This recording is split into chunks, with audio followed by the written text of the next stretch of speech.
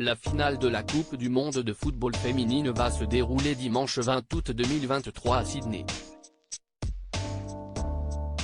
L'équipe britannique affrontera les Espagnols. Pour ce match historique, le prince William, président de la Fédération anglaise de football, a décidé de ne pas se déplacer.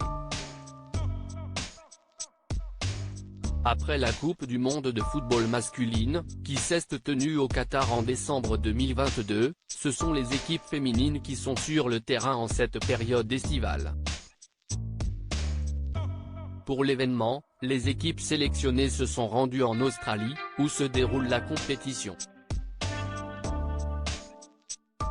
Les joueuses d'Hervé Renard, entraîneur de l'équipe de France, ne sont malheureusement pas parvenues à s'imposer face aux Australiennes en s'inclinant au tir au but 7-6. Les Bleus sont ainsi passées à côté de la coquette somme qui leur aurait été versée si elles étaient parvenues à soulever la coupe. Après de longues semaines de compétition, les deux équipes finalistes sont désormais connues. Les footballeuses anglaises, championnes d'Europe en titre, vont affronter les Espagnols à Sydney dimanche 20 août 2023. Le match promet d'être historique puisque c'est la première fois que ces joueuses se qualifient en finale de Coupe du Monde. Le prince William aux abonnés absents. Si le moment met les deux pays en joie, seuls les membres de la royauté espagnole feront le déplacement. La reine Laetitia sera présente avec sa fille cadette Sofia, tandis que le prince William regardera le match à travers un écran, depuis le Royaume-Uni. La décision a été annoncée par Kensington Palace à la BBC, sans que la raison ne soit clairement évoquée.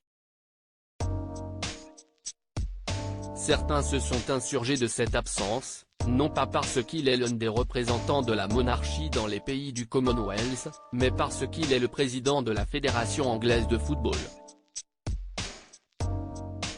Le journaliste Piers Morgan a ainsi écrit sur X, anciennement Twitter, « Montez dans un avion vers l'Australie et ISAP, Votre Altesse Royale.